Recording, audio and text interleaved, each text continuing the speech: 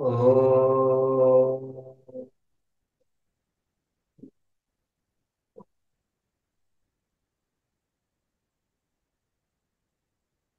భద్రం no अपिवातयमनः।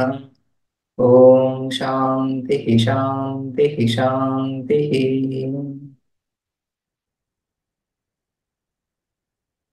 Okay.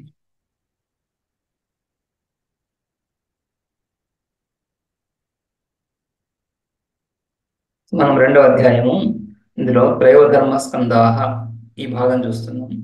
ఈ త్రయోధర్మ స్కందాహ ఇందులో ఆశ్రమ విచారము, ఆశ్రమ విచారం మళ్ళీ జ్ఞానకర్మ సముచ్చయం, జ్ఞానకర్మ సముచ్చయం గురించి చెప్తూ ఇక్కడ జ్ఞానకర్మ సముచ్చయాన్ని ఇంకొక రకంగా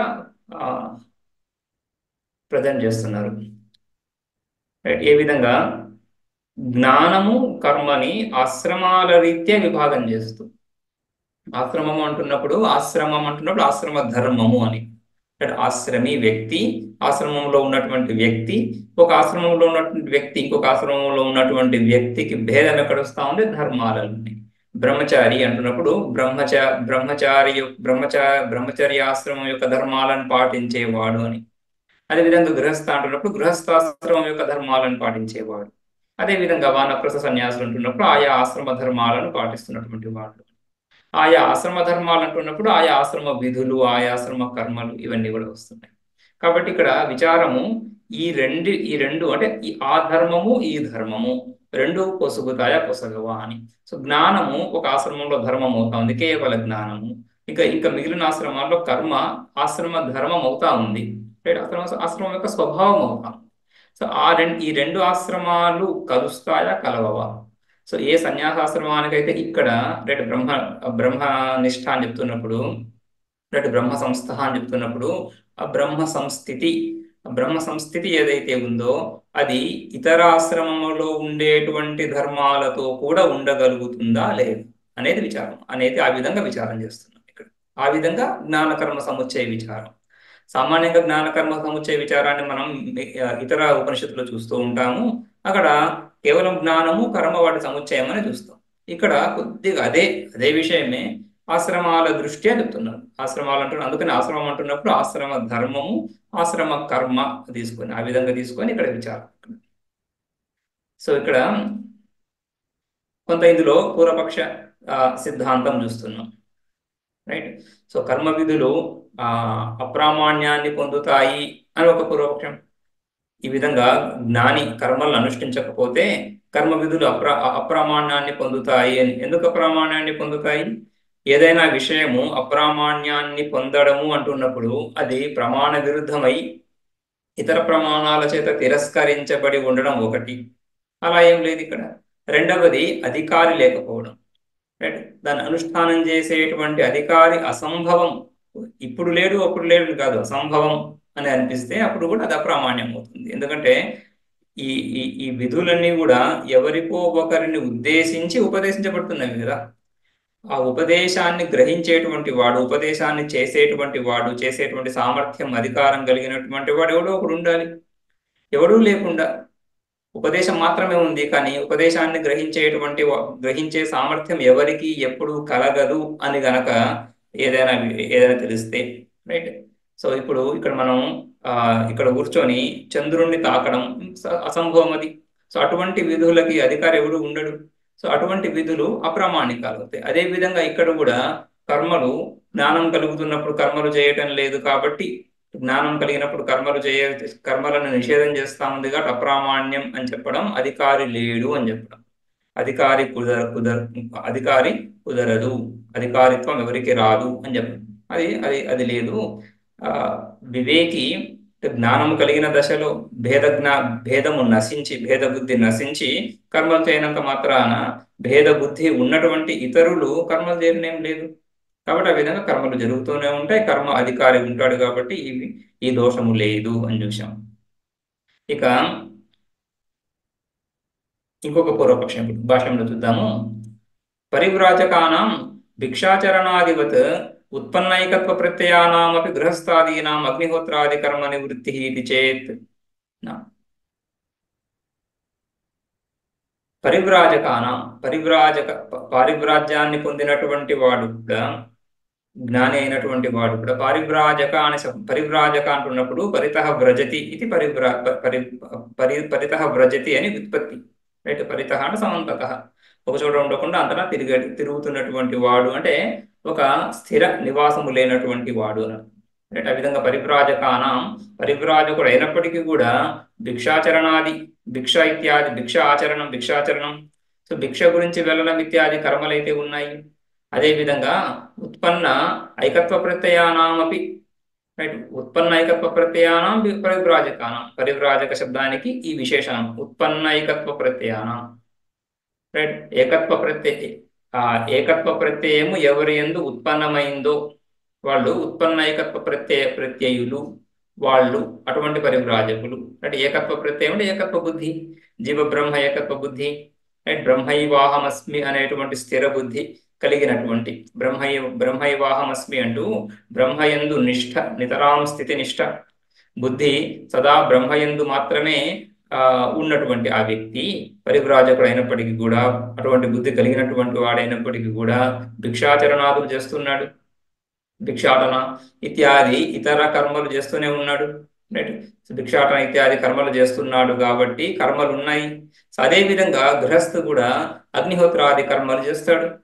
అగ్నిహోత్రాది కర్మ అనివృత్తి, కర్మానివృత్తి. సో అగ్నిహోత్రాది కర్మలు నిత్య కర్మల గురించి ఒక విధి ఉంది. ఏమని? యావజ్జీవం అగ్నిహోత్రం జుహుయాత్, అహరహర్ సంధ్యాముపాసీత, ఇవన్నీ విద్యలు. అహరహర్ అంటున్నప్పుడు అహన్ కదా. సో అహన్ అన్నప్పుడు దినము అంటే ప్రతి దినము, విప్స కదా, విప్స. ఆ విధంగా రిపీట్ చేసినప్పుడు ప్రతిదినము సంధ్యావందనం చేయాలి. ఇదే విధంగా ప్రతిదినము అగ్నిహోత్ర కర్మలు చేయాలి, సాయం సంధ్యలో ప్రాతః సంధ్యలో రెండు కూడా అని. ఆ విధంగా ఏ విధులు ఉన్నాయో ఆ విధులను విడబడు. ఎందుకంటే విధి ఉంది, అక్కడ విధి వాక్యం ఉంది కాబట్టి జ్ఞానం కలిగినప్పటికీ కూడా గృహస్థాదీనాం అంటే ఉత్పన్నైకత్వ ప్రత్యయానాం అని. ఆ ఉత్పన్నైకత్వ ప్రత్యయానాం పదము రెండు వైపులా అన్వయాన్ని పొందుతుంది. ఉత్పన్నైకత్వ ప్రత్యయానాం పరివ్రాజకానాం ఒకవైపు, ఇంకొక వైపు ఉత్పన్నైకత్వ ప్రత్యయానాం గృహస్థాదీనాం. ఈ ఏకత్వ ప్రత్యయం బ్రహ్మైవాహమస్మి అనేటువంటి బుద్ధి కలిగినటువంటి గృహస్థ ధర్మాన్ని అనుసరిస్తూ అగ్నిహోత్రాది కర్మలు చేస్తూనే ఉంటాడు, తర్వాత ఆ ఏకత్వ ప్రత్యయం కూడా కలిగి ఉంటాడు అని. అది సముచ్చయం, జ్ఞానకర్మ సముచ్చయం. ఈ విధంగా అంటే ఈ రెండు ఆశ్రమాల యొక్క, అంటే రెండు విభిన్న ఆశ్రమాల యొక్క ధర్మాలను ఒకచోట కలపడం, అది పూర్వపక్ష ఉద్దేశం కదా. మూడు ఆశ్రమాలే అని చెప్తూ, మూడు ఆశ్రమాలే ఉన్నాయి, జ్ఞానం ఎవరికైనా కలుగుతుంది అంటున్నప్పుడు జ్ఞానం అనే ధర్మాన్ని మిగిలిన ఆశ్రమ ధర్మాలతో అంటే మిగిలిన ఆశ్రమాలకు సంబంధించినటువంటి కర్మలతో, రైట్, కర్మలు ఈ జ్ఞానము రెండు కూడా సహచర్యాన్ని పొంది ఉంటాయి, ఒకే చోట ఉండడం అనేది కలుగుతుంది అని చెప్పడం. ఆ విధంగా ఉత్పన్నైకత్వ ప్రత్యయానం గృహస్థాదీనాం వాళ్లకు ఆ ఆశ్రమ ధర్మం ఏదైతే ఉందో అగ్నిహోత్రాది కర్మలు నివృత్తం అవ్వవు. అగ్నిహోత్రాది కర్మలు చేయని, జ్ఞానానికి దానికి విరోధమే ఉంది అని ఇది చేయత్. సో ఆ విధంగా కర్మలకు జ్ఞానానికి విరోధము లేదు అని చెప్పడానికి ఇది చెప్పడం ఉద్దేశం, పూర్వపక్ష ఉద్దేశం. ఆ విధంగా రైట్, ఇద్దరు కూడా ఒకే వ్యక్తి ఒకే కాలంలో రెండింటిని కూడా చెయ్యగలడు అని ఇది చేయతున్నా. ఇక్కడ ప్రామాణ్య చింతాయాం పురుష ప్రవృత్తే అదృష్టాంతత్వాత్. సో దృష్టాంతం చేత సిద్ధం చేయాలని చూస్తున్నాడు పూర్వపక్షి. గృహస్థాదీనాం ఆదిపదం చేత, గృహస్థాదీనాం అంటున్నప్పుడు బ్రహ్మచారి, వానప్రస్థ ఈ రెండు ఆశ్రమాలను కూడా తీసుకొని, అంటే ఏ ఆశ్రమంలో ఏ కర్మ చేస్తూ కూడా జ్ఞానాన్ని పొందవచ్చు. జ్ఞానాన్ని పొందిన తర్వాత ఆ ఆశ్రమంలోనే ఉండవచ్చు, ఆ ఆశ్రమంలో ఉంటున్నటువంటి ఆయా కర్మలు చేస్తూ ఉండొచ్చు అని. రైట్, ఆ విధంగా గృహస్థాదీనాం అంటున్నప్పుడు అంటే ఎక్కడో ఎవరో ఉదాహరణను తీసుకొని ఈ నిరూపణ ఏదైతే చేయదలుచుకుంటున్నావో ఇది సామాన్యంగా అనుమాన ప్రక్రియలో వస్తుంది. అనుమాన ప్రక్రియలో కూడా ఒక విశిష్టమైనటువంటి దృష్టాంతాన్ని ఇవ్వాల్సి ఉంటుంది. రైట్, ఆ విధంగా దృష్టాంతం ద్వారా నువ్వు సిద్ధం చేయడం కుదరదు. ఇక్కడ ప్రామాణ్య చింతాయాం వాక్య ప్రమాణాన్ని విచారిస్తున్నప్పుడు, రైట్, అక్కడ పురుష ప్రవృత్తే అదృష్టాంతత్వ, పురుష ప్రవృత్తి దృష్టాంతం అవ్వదు. పురుష ప్రవృత్తి వాక్యాన్ని అనుసరించి ఉంటుందా? వాక్యార్థం, వాక్యం యొక్క తాత్పర్యం పురుష ప్రవృత్తిని అనుసరించి ఉంటుందా? పురుషుణ్ణి చూసి, పురుష ప్రవృత్తిని చూసి వాక్యార్థాన్ని నిర్ణయించాలా? వాక్యార్థ నిర్ణయాన్ని బట్టి పురుష ప్రవృత్తి ఉండాలా? రైట్. సో దేన్ని బట్టి ఏది ఉండాలి అంటున్నప్పుడు, ధర్మాన్ని బట్టి ధర్మాన్ని అనుసరించేటువంటి వ్యక్తి యొక్క ప్రవృత్తి ఉండాలి. ధర్మాన్ని అనుసరించేటువంటి వ్యక్తి యొక్క ప్రవృత్తి ధర్మాన్ని అనుసరించి ఉంటుంది, కానీ ఈ వ్యక్తి ప్రవృత్తిని బట్టి ధర్మాన్ని నిర్ణయం చేయం. రైట్. ఎందుకంటే ధర్మము బ్రహ్మ ఈ రెండు కూడా అలౌకిక విషయాలు. లౌకిక విషయాలు లౌకిక ప్రమాణాల ద్వారా సిద్ధమవుతాయి, కానీ అలౌకిక విషయాలు లౌకిక ప్రమాణాలకు అందవు. లౌకిక ప్రమాణాలకు అందనటువంటి విషయాలను తెలుసుకోవడానికి మాత్రమే శబ్ద ప్రమాణం, ఆగమ ప్రమాణం, శృతి ప్రమాణం. రైట్. అందుకనే వాక్యము ప్రమాణము అని చెప్తున్నప్పుడు, ఈ వాక్యము యథార్థ విషయాన్ని, అంటే ఈ వాక్యము ఉన్న విషయాన్ని ఉన్నట్టుగా తెలియజేస్తుందా లేదా అంతవరకు మాత్రమే చూడం ప్రమాణం అంటుంది. దీనికి ప్రసిద్ధమైన ఉదాహరణ, నద్యాస్తీరే పంచఫలాని సంతి అని ఒక వాక్యం చెప్పుకుంటారు. నద్యాస్తీరే, నది తీరంలో పంచఫలానికి 5 ఫలాలు. 5 ఫలాలు అంటే 5 ఫలాలు కలిగినటువంటి వృక్షాలు. రైట్. నదీ తీరంలో 5 వృక్షాలు ఉన్నాయి, అవి సమృద్ధిగా ఫలాలను కలిగి ఉన్నాయి అనే ఒక వాక్యం ఉంది. యథార్థంగానే నదీ తీరంలో 5 వృక్షాలు ఉంటాయి, ఉండని. ఏదో ఒక నదీ తీరంలో 5 వృక్షాలు ఉన్నాయి, అందులో ఫలాలు కూడా ఉన్నాయి. ఆ వాక్యాన్ని మనం చెప్తున్నాం, నద్యాస్తీరే పంచఫలాని సంతి. యథార్థ విషయమే, లేదా ఆ విషయంలో దోషమేం లేదు, కానీ ఆ వాక్యం ప్రామాణికంగా తీసుకోము, అది ప్రామాణిక వాక్యం కాదు. ఎందుకంటే ఆ వాక్యం ద్వారా కలిగేటువంటి జ్ఞానము ప్రత్యక్ష ప్రమాణం ద్వారా కలుగుతుంది. మనకు నది తీరంలో 5 ఫలాలు ఉన్నాయి, 5 వృక్షాలు ఉన్నాయి అనే జ్ఞానం ప్రత్యక్ష ప్రమాణం ద్వారా కలుగుతోంది, శబ్ద ప్రమాణం ద్వారా కాదు. శబ్ద ప్రమాణం ద్వారా నేను విన్నప్పటికీ నేను అక్కడికి వెళ్ళలేదు, నది తీరాన్ని నేను చూడలేదు, ఎవరో చెప్తే వింటున్నాను, అయినప్పటికీ కూడా అది శబ్ద ప్రమాణం కిందికి రాదు. ఎందుకంటే శబ్ద ప్రమాణానికి అపేక్ష ఉంది ప్రత్యక్ష ప్రమాణం మీద. ప్రత్యక్ష ప్రమాణం ద్వారా తెలుసుకున్నటువంటి విషయాన్ని ఒక వ్యక్తి మనకు చెప్తున్నాడు. కాబట్టి అల్టిమేట్గా ఆ జ్ఞానానికి, ఆ విషయానికి ఆధారం ఏంటి? ప్రత్యక్ష ప్రమాణమే. ఆ విధంగా ఏ విషయమైతే ప్రత్యక్ష ప్రమాణం ద్వారా సిద్ధమవుతుందో, ఏ విషయమైతే అనుమాన ప్రమాణం ద్వారా సిద్ధమవుతుందో, దానికి శబ్దాన్ని, ఆగమాన్ని, వాక్యాన్ని ప్రమాణంగా తీసుకోరు. అందుకని అలౌకిక విషయాలలో శబ్దం ప్రమాణము. రైట్. సో ఆ విధంగా ప్రామాణ చింతాయాం, ప్రమాణ విచారం చేస్తున్నప్పుడు పురుష ప్రవృత్తి దృష్టాంతం అవ్వదు. పురుష ప్రవృత్తి ప్రమాణాన్ని అనుసరించి, వాక్య ప్రమాణాన్ని అనుసరించి ఉండాలి, కానీ పురుష ప్రవృత్తిని అనుసరించి వాక్య ప్రమాణం ఉండదు, దృష్టాంతత్వా. అందుకని ఆ దృష్టాంతమే కుదరదు. రైట్. సో పరివ్రాజకులు ఏ విధంగా అయితే భిక్షాచరణం చేస్తున్నారో అనే దృష్టాంతమే కుదరదు. గృహస్థులు కూడా అగ్నిహోత్రాది కర్మలు చేయవచ్చు అనేటువంటి నిగమనం, అనేటువంటి నిర్ణయం కూడా కుదరదు. ఆ విధంగా దీనికి ఇప్పుడు శాస్త్ర దృష్టాంతం చూపిస్తున్నారు. నహి న అభిచరేతి ప్రతిషిద్ధమపి అభిచరణం కశ్చిత్ కుర్వన్ దృష్టః ఇది శత్రౌ ద్వేషరహితేనాపి వివేకినా అభిచరణం క్రియతే. సో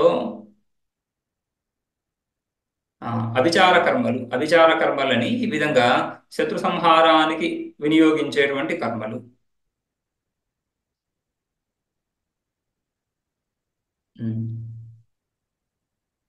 శత్రు సంహారం, శత్రువు ఎవడైతే ఉన్నాడో వాడు వధించబడాలి అనేటువంటి సంకల్పంతో కొన్ని కర్మలు శృతి చెప్పింది, శృతిలోనే ఉన్నాయి. శృతి విహిత కర్మలవి, శృతి విధానం చేస్తా ఉంది. ఏ విధంగా అయితే జ్యోతిష్టోమేన స్వర్గకామో యజేత అని ఏ విధంగా వాక్యం ఉందో, అదే విధంగా అభిచరణ్ యజేత. రైట్. సో శత్రువును సంహరించాలనేటువంటి వాడు అభిచరణ్ యజేత, అభిచార కర్మలు చెయ్యి అని చెప్తా ఉంది. అయితే ఆ అభిచార కర్మలు ధర్మమా అధర్మమా అని మీమాంస, పూర్వమీమాంసలో అదొక అధికరణం. రైట్. సో ఈ అభిచార కర్మలు శృతి విధిస్తా ఉంది కదా, అవి నిషిద్ధ కర్మలు కావు. మాహింసా సర్వభూతానికి నిషిద్ధ కర్మలు కావు, విహిత కర్మలే. అయితే విహిత కర్మలన్నీ ధర్మాలని, నిషిద్ధ కర్మలన్నీ కూడా అధర్మాలని. సో అధర్మాలు, హింస అధర్మం కాబట్టి దాన్ని నిషేధించింది శృతి, ఆ కర్మ చేయరాదు. అయితే ఇక్కడ అభిచార కర్మ చెప్తూ చేయమని చెప్తా ఉంది. కాబట్టి ఇది ధర్మమా అధర్మమా? ధర్మంలా తీసుకోవాల్సి ఉంటుంది విధి కాబట్టి, కానీ ధర్మం అనిపించడం లేదే అని విచారం చేస్తూ అక్కడ యద్యపి శృతి విధించినప్పటికీ కూడా ఇది అధర్మ కర్మ అని మీమాంసలో నిర్ణయం చేస్తారు. రైట్. అందుకని ఈ శిష్టాచారము శిష్ట సంప్రదాయం ఏది? సంప్రదాయం అంటే శిష్టాచారం, శిష్ట వ్యక్తులు. శిష్ట వ్యక్తులు అంటున్నప్పుడు సబ్జెక్ట్ మ్యాటర్ ఎక్స్పర్ట్ అని శిష్ట వ్యక్తి అంటే. శిష్ట వ్యక్తి అంటే ఏ విషయం అయితే మనం విచారిస్తున్నామో ఆ విషయాన్ని క్షుణ్ణంగా పరిశీలించినటువంటి వ్యక్తి. వేద వేద స్వరూపాన్ని సంపూర్ణంగా అధ్యయనం చేసినటువంటి శిష్టులు. వాళ్ళు ఏ విధంగా అయితే వాళ్ళ జీవనాన్ని అనుసరించారో అది కూడా ప్రామాణికం అవుతుంది. ఎందుకు ప్రామాణికం అవుతుంది అంటే వాళ్ళు వేద విచారాన్ని చక్కగా చేశారు కాబట్టి. మనం ఏ విధంగా అయితే స్మృతులను ప్రమాణంగా తీసుకుంటాం. స్మృతులను ప్రమాణంగా ఎందుకు తీసుకోవాలి? మనం ముందు చెప్పుకున్నాం. శృతి కాదు స్మృతులను ప్రమాణంగా తీసుకుంటాం. స్మృతులను ఎందుకు ప్రమాణంగా తీసుకోవాలి? స్మృతి అంటేనే సెకండరీ సోర్స్ అని. అంటే ప్రైమరీ సోర్స్ వేదము, తర్వాత సెకండరీ సోర్స్ అంటే ఆ సెకండరీ సోర్స్ అంటే అర్థము అది ఒక కొంత నికృష్టత కలిగి ఉందనో, కొంత తక్కువ స్థాయికి చెందిందనో ఆ అర్థం కాదు సెకండరీ అంటున్నప్పుడు. రైట్. డిపెండెంట్ అని అర్థం. శృతి మీద ఆధారపడి ఉంది. శృతి ప్రమాణాల్లో ఈ విధంగా ఉచ్చకోటి నికృష్ట కోటి అని ఉండదు కదా. గొప్ప పెద్ద ప్రమాణం, తక్కువ స్థాయి ప్రమాణం అలా ఏమి ఉండదు. ప్రమాణం అంటే ప్రమాణమే. ప్రమాణం అంటే యథార్థ జ్ఞానాన్ని కలిగించేటువంటి సాధనం. ప్రమాకరణం ప్రమాణం అంతవరకే. అందులో మళ్ళీ ఈ విధంగా బలాబలాలు ఏం లేవు అక్కడ. బలాబలాలు లేవు అక్కడ. బలాబలాలు చెప్పే సందర్భాలు వేరే ఉన్నాయి. అవి ఈ ప్రమాణాలు సామాన్యంగా బలాబలా చెప్పుకోము ఆ విధంగా. రైట్. సో ప్రమాణం అంటే ప్రమాణమే. కానీ శృతిని ఆశ్రయించి శృతి చెప్పే విషయాన్ని అనువదిస్తూ ఉంది. కొత్తగా శృతి కంటే వేరుగా శృతి తెలియజేయనటువంటి విషయాన్ని తెలియజేయడం లేదు. శృతి చెప్పిన విషయాన్నే సేకరించి సమీకరించి చెప్తున్నారు ఇక్కడ. మనకు ఒక సుకరత కలుగుతా ఉంది స్మృతి ద్వారా. రైట్. ఒక సులభంగా ఆ వేద విజ్ఞానం మనకు అందుతా ఉంది. రైట్. సో ఆ విధంగా వేదము వ్యాఖ్యానించబడింది. వ్యాఖ్యానాలకు భాష్యం ఉంది. ప్రమాణమా కాదా? ప్రమాణమే. ఈ విధంగా ప్రమాణం శృతి అర్థాలని చక్కగా మనకు విడదీసి చెప్తా ఉంది కాబట్టి ప్రమాణంగా మనం తీసుకుంటాం. కానీ సెకండరీ, ఎందుకంటే శృతి మీద ఆధారపడినటువంటి ప్రమాణం. రైట్. అందుకనే భాష్యకారులు చాలా చోట ఇది స్మృతేహే అంటూ శృతి స్మృతులను ప్రతి చోట ఉల్లేఖిస్తూనే ఉంటారు. రైట్. సో ఆ విధంగా ఒక ప్రమాణం చేత తెలిసినటువంటి విషయాన్ని ఇంకొక వాక్యం ఇంకొక విధంగా తెలియజేస్తున్నప్పుడు దాన్ని అనువాదంగా చెప్పుకుంటాం. ప్రమాణంగా కాకుండా అనువాదంగా. అందుకనే నద్యాస్థిరే పంచఫలాని సంధి అనే వాక్యం ప్రామాణికం కాదు. అది అనువాద వాక్యం అవుతుంది. అయితే స్మృతి వాక్యాలను అప్రామాణికంగా తీసుకోకుండా ప్రామాణికంగా తీసుకుంటాము. శృతులలో నుంచి అనేక మూడల నుంచి వెతికి మనకిచ్చారు కాబట్టి అని ప్రమాణంగా తీసుకుంటాం. రైట్. సో ఆ విధంగా అదే విధంగా శిష్ట వ్యక్తులు కూడా వేదాన్ని చక్కగా అవగాహన చేసుకున్నటువంటి వ్యక్తులు ఎవరైతే ఉన్నారో వాళ్ళ నడవడి ఏదైతే ఉందో అది కూడా స్మృతుల వలె ప్రమాణం అవుతా ఉంది. సెకండరీ సోర్సే, ప్రైమరీ సోర్స్ కాదు, సెకండరీ సోర్సే, కానీ ప్రమాణం అవుతాం. రైట్. శిష్టాచారం. ఆ విధంగా శిష్టులు ఎవరు కూడా ఈ అభిచార కర్మలు ఆచరించరు కాబట్టి అభిచార కర్మ అధర్మము తెలుస్తా ఉంది. శిష్టులు చారిత్రక పురుషులు చరిత్రలో మనకు స్పష్టమైనటువంటి వేదవేత్తలు ఎవరైతే ఉన్నారో మనువు, రైట్, ప్రజాపతులు, మనువు ఇత్యాదులు. రైట్. సో లేదా వేదములో ఈ వ్యక్తి ఈ ఫలానా వ్యక్తి ఈ కర్మలు చేశాడు అనేటువంటి వాక్యాలు ఏవైతే ఉన్నాయో, పశుయాగాన్ని ప్రజాపతి సృష్టికి ఆదిలో చేశాడని, ప్రజాపతి ఆత్మను ఉదక్కిదత్, రైట్, ప్రజాపతి ఆత్మను వపాముదక్కిదత్, తన శరీరం నుంచే మాంసాన్ని తీసి పశుయాగం చేశాడు కాబట్టి పశుయాగం శ్రేష్టం అని శృతి చెప్తా ఉంది. ఆ విధంగా ఉదాహరణలు అవిచార కర్మలకు లేవు. కాబట్టి అవిచార కర్మలు శిష్టులు ఆచరించేవి కావు కాబట్టి అవి అధర్మమే. శృతి విహితాలే శృతి చెప్తా ఉంది. అయితే శృతి చెప్పడము శత్రు సంహారానికి ఉద్యుక్తుడైనటువంటి వ్యక్తిని చల్లబరచడానికి అవిచార కర్మను ప్రవేశపెట్టిందని అర్థం. శత్రు సంహారానికి, శత్రువును ఏదో విధంగా సంహరించాలి అనేటువంటి కోపంతో ఆయుధాన్ని గ్రహించినటువంటి వాడికి, అంటే క్షత్రియుడు రాజు యుద్ధంలో సంహరించడం అది వేరు. సామాన్యంగా సమాజంలో ఎవడైతే ఈ విధంగా శత్రు సంహారానికి పూనుకుంటున్నాడో వాడికి అది హింస, అది మరీ అధర్మము, దానికంటే కూడా అవిచార కర్మ చెయ్యి అన్నట్లుగా మనం తీసుకోవాలి దాన్ని. అంతేగాని ముఖ్య విధి ఏముంది అక్కడ? ఆ ద్వేషాన్ని, ఆ క్రోధాన్ని విడువు అనేది ప్రధానమైనటువంటి విధి. క్రోధాన్ని విడువు, ఈ హింస పనికి రాదు అనేది. రైట్? హింస మాహింస సర్వభూతానికి వాడు అలా ఒగ్గాలి.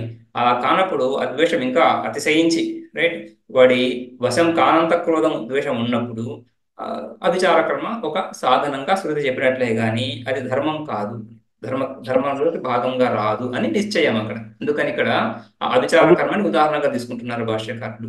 ఎక్కడ పాడతాడు, ఎందుకు పాడతాడు? నా అభిచరేతి ప్రతిషిద్ధమపి. అదేవిధంగా నహి అభిచరేత్, అభిచార కర్మలు చేయరాదు అని ప్రతిషిద్ధ కర్మ కూడా, ఇది విహితం ప్రతిషిద్ధ రెండిట్లోకి వస్తా ఉంది. నా అభిచరేతి ప్రతిషిద్ధమపి అభిచరణం కశ్చిత్ కుర్వన్ దృష్ట ఇది. సో కశ్చిత్ ఎవడో ఈ విధంగా అభిచార కర్మలు చేస్తున్నాడు అని చూసి శత్రువు ద్వేషరహితేనాపి వివేకిన అభిచరణం క్రియతే. శత్రువు యందు ద్వేషాన్ని జయించినటువంటి వివేకి, జ్ఞాని, రైట్, విజ్ఞానం అంటే జ్ఞాని అంటే ఆత్మజ్ఞాని అయినా కాకపోయినా ఈ విధంగా శత్రువు యందు ద్వేషాన్ని జయించినటువంటి వాడెవడో ఎవడైతే ఉన్నాడో, శత్రువు యందు ద్వేషం లేనటువంటి వాడు ఎవడైతే ఉన్నాడో వాడు కూడా అభిచార కర్మలు చెయ్యాలి అని చెప్పడం సబబు కాదు. రైట్? ఎవడో ఎక్కడో అభిచార కర్మలు చేస్తున్నాడు అనేటువంటి దృష్టాంతాన్ని తీసుకొచ్చి అందరూ అభిచార కర్మలు చేయాల్సిందే అని చెప్పడం కుదరదు. ఏ విధంగా అది కుదరదో అదే విధంగా ఇక్కడ కూడా అగ్నిహోత్రాది కర్మలు గృహస్థులు చేస్తున్నారు కాబట్టి జ్ఞాని కూడా అగ్నిహోత్రాది కర్మలు చేయాలి. రైట్? సో పరివ్రాజకుడు ఏ విధంగా అయితే భిక్షాచరణాదులను విడవడం లేదో, గృహస్థు కూడా అంటే జ్ఞాని కూడా, అంటే ఒక జ్ఞాని ఎక్కడో భిక్షాచరణాలు ఏ విధంగా చేస్తున్నాడో ఇంకొక జ్ఞాని ఆ అగ్నిహోత్రాది కర్మలు కూడా, రెండు కర్మలే, భిక్షాచరణాది కూడా కర్మనే, అగ్నిహోత్రాది కూడా కర్మలు చేయొచ్చు అనే దృష్టాంతము ఈ విధంగా కుదరదు. ఎక్కడో ఎవడు అభిచార కర్మలు చేస్తున్నాడని వివేకం కలిగినటువంటి వాడు కూడా అవివేకి ఎవడు అభిచార కర్మలు చేస్తున్నాడని వివేకి కూడా అభిచార కర్మలు చేయాలి అనడం కుదరదు, తగింది కాదు అని. తేనాపి వివేకిన అభిచరణం న క్రియతే. నచ కర్మవిధి ప్రవృత్తి నిమిత్తే భేద ప్రత్యయ బాధితే అగ్నిహోత్రాదో ప్రవర్తకం నిమిత్తమస్తి. ఇక కర్మ విధి ప్రవృత్తి నిమిత్తే, కర్మ విధులయందు ప్రవృత్తికి నిమిత్తం ఏంటి? భేద జ్ఞానం, అజ్ఞాన కామ కర్మ. ఈ ఈ ఈ ప్రయోగాన్ని మనం తరచు వింటూ ఉంటాం వేదాంతాలలో. అజ్ఞాన అవిద్య కామ కర్మ. అవిద్య అజ్ఞానము, అజ్ఞానం అంటే అభేద ఆత్మ విషయక అజ్ఞానము. రైట్? బ్రహ్మాభిన్నమహమస్మి అనేటువంటి విజ్ఞానము లేకపోవడం. బ్రహ్మ కంటే నేను భిన్నం అంటున్నప్పుడు సోపాధిక స్వరూపాలు, కర్త భోక్త అనే భావనలు ఏవైతే ఉన్నాయో, అహం కర్త అహం భోక్త అనే భావనలు ఏవైతే ఉన్నాయో ఇవన్నీ కూడా బ్రహ్మ భిన్న భావనలే. ఈ భావనలు కలిగి ఉండడం, ఈ కలిగి ఉండడం అజ్ఞానం. దీని ద్వారా ఒక కామన, ఒక కోరిక బయలుదేరుతా ఉంది. ఎందుకంటే రెండో వస్తువు కనిపిస్తా ఉంది. ఆ రెండో వస్తువు కనిపిస్తున్నప్పుడు దాన్ని పొందాలనో విడిపించుకోవాలనో ఏదో ఒక విధమైన భావన కలగడం, ఆ తర్వాత ప్రవృత్తి. అందుకని అవిద్య కామ కర్మ. అవిద్య ద్వారా కామన ద్వారా ప్రవృత్తి కలుగుతా ఉంది.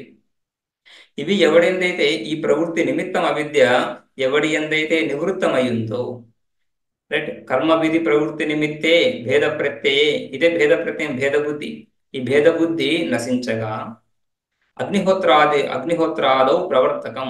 ఈ భేద బుద్ధే అగ్నిహోత్రాది కర్మలలో కూడా ప్రవర్తకం. జ్యోతిష్టోమైన స్వర్గకామో విజేత అంటున్నప్పుడు స్వర్గకామి కామన, స్వర్గాన్ని పొందాలనేటువంటి కోరిక. స్వర్గానికి నిర్వచనం మనం స్వర్గం అంటే సుఖం అని, అది కూడా నిరతిశయ సుఖంగా చెప్పుకోవచ్చు. నిరతిశయ సుఖం అంటే ఆత్మస్వరూపం చెప్పుకుంటాము సామాన్యంగా, రైట్? నిరతిశయ సుఖం అంటే ఆత్మస్వరూపం అని. కానీ స్వర్గానికి వ్యాఖ్యానం కూడా మీమాంసాకారులు ఆ విధంగానే చెప్పారు. స్వర్గం అంటే సుఖం అని, సుఖ విశేషం, రైట్? ఎన్న దుఃఖేన సంభిన్నం, ఏదైతే దుఃఖంతో మిశ్రితము కానటువంటిదో అని ఆ విధంగా వాళ్ళు నిర్వచించారు. ఎన్న దుఃఖేన సంభిన్నం నచగ్రస్తం అనంతరం. తరువాత సుఖాన్ని, ఆ స్వర్గాన్ని పొందిన తర్వాత మళ్ళీ దుఃఖం రాదు. నచగ్రస్తం అనంతరం అభిలాషోపనీతం జయత్. ఏ వస్తువైనా కూడా అభిలాష, కోరిక చేత మాత్రమే పొందగలుగుతున్నాడు, ప్రయత్నం లేదు. కోరిక చేత మాత్రమే ఏదైతే కోరుతున్నాడో అది పొందుతున్నాడు. అటువంటిది స్వర్గము అని చెప్పారు వాళ్ళు. రైట్. సో ఆ విధంగా సుఖాసక్తి అనడం, స్వర్గాసక్తి అంటే సుఖాసక్తి. రైట్. సో సుఖాన్ని కోరని వాడు ఎవడు ఉంటాడు లోకంలో? సో ఆ విధంగా సుఖాన్ని కోరుతున్నటువంటి వాడు వెంటనే ఏం చేస్తాడు? సుఖ సాధనని అన్వేషిస్తాడు. ఈ సుఖం నాకు కావాలి, ఈ సుఖానికి సాధన ఏది, ఆ సుఖానికి సాధన ఏదో తెలుసుకొని దాన్ని అనుష్ఠానం చేస్తాడు. రైట్. సో ఆ విధంగా ఈ భేద బుద్ధి ద్వారా సుఖ ఇచ్చ కలిగి, ఆ సుఖ ఇచ్చ ద్వారా యజ్ఞాదుల ఎందు గాని, దానాదుల ఎందు గాని, ఇంకో కర్మ తపస్యాదుల ఎందు గాని ప్రవృత్తులవుతున్నాడు. ఆయా ఫలాన్ని పొందడానికి, ఆయా సాధన ద్వారా ఫలాన్ని పొందడానికి. ఇది కాక అగ్నిహోత్రాదులలో ప్రవృత్తికి ఇంకొక నిమిత్తం అంటూ లేనే లేదు. ఈ ప్రవృత్తి నిమిత్తం అజ్ఞానం, భేద ప్రత్యయం, భేద బుద్ధి ఏదైతే ఉందో, ఇతర రెండో వస్తువు ఏదైతే కనిపిస్తా ఉందో, ఇది నాకంటే భిన్నము అనేటువంటి భావన. నాకంటే భిన్నం అంటే నేను పరిచ్ఛిన్నం అయిపోతున్నాను. సో నేను పరిచ్ఛిన్నుడను, ఈ వస్తువు పరిచ్ఛిన్నమైనది, ఈ పరిచ్ఛిన్న వస్తువు నాలో ఉన్నటువంటి ఈ పరిచ్ఛిన్నతను పోగొడుతుంది అనేటువంటి భావన, అదే సకల ప్రవృత్తులకు నిమిత్తం. అది కాక ఇంకొక నిమిత్తం లేనే లేదు అక్కడ. ఈ నిమిత్తము భేద ప్రత్యయం అనే నిమిత్తం జ్ఞానికి లేదు. అందుకని అగ్నిహోత్రాదో ప్రవర్తకం నిమిత్తం అన్యత్ నాస్తి, ఇంకొకటి లేనే లేదు. పరివ్రాజకస్యవ భిక్షాచరణాదు బుభుక్షాది ప్రవర్తకం. అయితే పరివ్రాజకుడు భిక్షాచరణాదుల్లో ఉన్నాడు కదా అంటే అక్కడ అజ్ఞానము కాకుండా ఇంకొక నిమిత్తం ఉంది. రైట్. ఈ భేద ప్రత్యయము అజ్ఞానము కాకుండా ఇంకొక నిమిత్తం ఉంది, అది బుభుక్ష. బుభుక్ష ఇది ఈ ఆకలి దప్పికలు ప్రాణధర్మాలు అవి. ప్రాణము ఉన్నంత వరకు శరీరంలో ఈ ఈ ఈ ఆకలి దప్పికలు ఉండే తీరుతాయి. కాబట్టి ఈ ఆకలి దప్పికలు ఏవైతే శరీరంలో ఉన్నాయో అవి భిక్షాచరణాదులను ప్రేరేపిస్తాయి. భిక్షాచరణ ఇత్యాది వ్యవహారానికి ప్రేరేపిస్తుంది. ఆ ప్రేరేపణ ద్వారా వాడు భిక్షాచరణాన్ని పొందుతాడు, కానీ ఇతర కర్మలు అగ్నిహోత్రాదులు పొందడానికి అటువంటి నిమిత్తం ఏమీ లేదు. ఒక స్వాభావికమైనటువంటి సహజమైనటువంటి నిమిత్తము అజ్ఞానము కాకుండా ఇంకొకటి లేదు. రైట్. భేద బుద్ధి కాకుండా ఇంకొకటి లేదు. ఇక్కడ భేద బుద్ధి ఉన్నా లేకున్నా ఆకలి దప్పికలు ఉన్నాయి. రైట్. సో జీవన్ముక్త అవస్థను అంగీకరిస్తున్నాం కదా. జీవన్ముక్త అవస్థను అంగీకరిస్తున్నప్పుడు జీవన్నేవ ముక్త అని కదా. జీవన్ అంటున్నప్పుడు జీవ శబ్దానికి అర్థం ఏముంది? జీవ ప్రాణధారణే ధాతు. అది జీవ ప్రాణధారణే, ప్రాణాన్ని ధరించినటువంటి వాడు, ప్రాణాన్ని నిలిపినటువంటి వాడు. ఏ శరీరం అయితే ప్రాణం నిలబడి ఉందో అది కదా జీవ శబ్దానికి అర్థం. సో ప్రాణం ఉన్నంత వరకు ప్రాణధర్మం ఉంటుంది. ప్రాణం అంటేనే ప్రాణధర్మం. ప్రాణధర్మమే ఆకలి దప్పికలు. ఆ విధంగా జీవన్ముక్తిని అంగీకరిస్తున్నాం కాబట్టి ఆ జీవన్ముక్త అవస్థలో ఈ బుభుక్షాదులు ఉంటాయి. ఆ బుభుక్షాదుల ద్వారా ప్రేరితుడై భిక్షాచరణాదులు చేస్తాడు. అయితే నిత్యాగ్నిహోత్ర ఇత్యాదులకు ప్రవర్తనకి నిమిత్తం ఏమీ లేదు. వాటికి స్పష్టంగా భేద బుద్ధి మాత్రమే నిమిత్తం, కేవలం అజ్ఞానమే నిమిత్తం. భిక్షాచరణాదులకు అజ్ఞానంతో పాటుగా బుభుక్ష ఇత్యాదులు. అజ్ఞానంతో పాటుగా అంటే అజ్ఞాన లేశము. జీవన్ముక్త అవస్థలో అజ్ఞాన లేశాన్ని అంగీకరిస్తారు కాబట్టి ప్రారంధాన్ని అంగీకరిస్తున్నాం. ప్రారంధమే అజ్ఞాన లేశం. అజ్ఞాన లేశము ప్రారంధం రెండు వేరు కాదు. అంటే ఆ విధంగా ప్రారంధ కర్మను అంగీకరిస్తాం కాబట్టి తద్వారా ఈ భిక్షాచరణాది ప్రవృత్తులు జరుగుతాయి. అటువంటి నిమిత్తము అగ్నిహోత్రాది కర్మలకు లేదు కాబట్టి జ్ఞాని ఎక్కడైనా సరే, గృహస్థాశ్రమం కావచ్చు, వానప్రస్థాశ్రమం కావచ్చు, సన్యాసాశ్రమం కావచ్చు, బ్రహ్మచర్యాశ్రమం కావచ్చు, జ్ఞాని ఇక ఇతర కర్మలను చెయ్యడు అని అర్థం. ఇతర కర్మలను చేయడు. ఇతర కర్మలను చేయనప్పుడు ఇతరాశ్రమాలు ఎలా కుదురుతాయి? అది ప్రశ్న అక్కడ. ఆ విధంగా అర్థం చేసుకోవాలని. సో గృహస్థాశ్రమంలో జ్ఞానం కలుగుతుందా లేదా అని ప్రశ్న కాకుండా, జ్ఞానం కలిగిన తర్వాత గృహస్థగా తనను తాను భావించుకుంటాడా లేదా అని. గృహస్థగా భావించుకోవడం అంటే గృహస్థ ధర్మాలను పాటించడం. గృహస్థ ధర్మాలను పాటిస్తాడా లేదా అని. పూర్వపక్షం ఏమంటున్నాడు? గృహస్థ ధర్మాలను పాటించాలంటున్నాడు. ఎందుకని? కర్మల యందు ప్రామాణిక బుద్ధి పోదు అని. సో మూల ప్రశ్న ఏమవుతుంది? కర్మల యందు ప్రామాణిక బుద్ధి ఉంటుందా ఉండదా జ్ఞానం తర్వాత అనిత్య కర్మలు, నైమిత్తిక కర్మలు, కామ్య కర్మలు అన్నిటి యందు. వచనాత్ ప్రవృత్తి అని మీమాంసా వచనం. వచనాత్ ప్రవృత్తి, ఈ వ్యక్తి యొక్క ప్రవృత్తి, వ్యక్తి యొక్క ప్రతి ఒక్క పని కూడా, ప్రతి ఒక్క చేష్ట కూడా ప్రమాణాన్ని అంటే శబ్ద ప్రమాణాన్ని అనుసరించి ఉంటాయి. శృతులు, స్మృతులు ఇవి ఏ విధంగా జీవించమని చెప్తున్నాయో ఆ విధంగా జీవిస్తాడు. వాటిని అనుసరించడం, వేద కింకరుడై ఉంటాడా ఉండడా? కిం కరోతి ఇది కింకరః, ఏం చెయ్యాలి అనేటువంటి ప్రశ్నించేవాడు కింకరుడు. ఆ విధంగా వేదాన్ని నేనేం చెయ్యాలి అని ప్రశ్నిస్తూ ఉంటాడు వైదికుడు. ఆ విధంగా ఉంటాడా? ఉండడు అంటే ఉండడు. అయితే ఇప్పుడు పూర్వపక్షము, ఈ జ్ఞానికి కూడా నిత్యకర్మల యందు ప్రవృత్తికి నిమిత్తం ఉంది, ఆ అజ్ఞానం కంటే వేరైన నిమిత్తం ఉంది అని చెప్తున్నాడు. ఏమని? ఇహాపి అకరణే ప్రత్యవాయ భయం ప్రవర్తకమితి చేత్. ప్రవృత్తికి రెండు రకాల నిమిత్తాలు, రైట్? మనం సామాన్యంగా వింటూ ఉంటాం క్యారెట్ అండ్ స్టిక్ మోడల్ అని. ఒక క్యారెట్, ఒకటి స్టిక్. ఒకటి ఏంటిది? విధి. నువ్వు ఇది చేస్తే నీకు ఇది లభిస్తుంది అని ఒక ప్రోత్సాహాన్ని ఇచ్చేటువంటి భావరూప ఫలం. రెండవది భయం. ఇది చేయకపోతే ఏమవుతుందో, చేయకపోతే నీకు ఆ చెడు జరుగుతుంది, పాపం కలుగుతుంది అనేటువంటి. సో పుణ్యం అనేది క్యారెట్ లాగా, పాపం అనేది స్టిక్ లాగా. సో నీకు ఈ పని చేయకపోతే పాపం కలుగుతుంది, ఈ పని చేస్తే పుణ్యం కలుగుతుంది అని రెండు కూడా ప్రవృత్తి నిమిత్తాలు అవుతాయి. సో అందుకని విధి ప్రవృత్తి నిమిత్తం కాకపోతే కాకపోని, నిషేధవాక్య ఇది సుఖం గాని విధి గాని ప్రవృత్తి నిమిత్తకం కాకపోతే కాకపోని, అకరణే ప్రత్యవాయ అనే వాక్యం ఏదైతే ఉందో, అకరణే ప్రత్యవాయ అకరణే సతి అంటే చెయ్యదగినటువంటి కర్మలు చేయనప్పుడు, చేయవలసినటువంటి వాడి ధర్మం ఏదైతే ఉందో అది చేయనప్పుడు, ప్రత్యవాయం అని పాపం, ఒక విశేష పాపం, దానికి ఒక సంజ్ఞ ప్రత్యవాయం అని. ప్రత్యవాయం అనేటువంటి పాపం కలుగుతుంది అనేటువంటి భయం ఏదైతే ఉందో, ఆ భయం జ్ఞానికి కూడా కలిగి, ఆ భయాన్ని అంటే ఆ ప్రత్యవాయాన్ని తప్పించుకోవడానికి కర్మలు చేస్తాడు. నిత్య నైమిత్తిక కర్మలు, అగ్నిహోత్రాది కర్మలు చేస్తాడు అని అంటే అది కూడా కుదరదు. భేద ప్రత్యయవత అధికృతత్వాత్. ఈ అధికారి ఎవడైతే ఉన్నాడో విధి నిషేధాలకు రెండింటికి కూడా అధికారి భేద ప్రత్యయవత ఏవ, భేద ప్రత్యయవానేవ. భేద ప్రత్యయం ఎవడి ఎంతైతే ఉందో, భేద ప్రత్యయం అంటే బుద్ధి, భేద జ్ఞానం, రైట్? భేద జ్ఞానం అంటేనే సోపాధిక ఉపాధితో తాదాత్మ్యాన్ని పొంది ఉండడం, అప్పుడే భేద జ్ఞానం కలుగుతుంది. ఆత్మయందు స్వాభావికంగా భేదం లేనే లేదు, సహజంగా స్వాభావికంగా భేదం లేనే లేదు.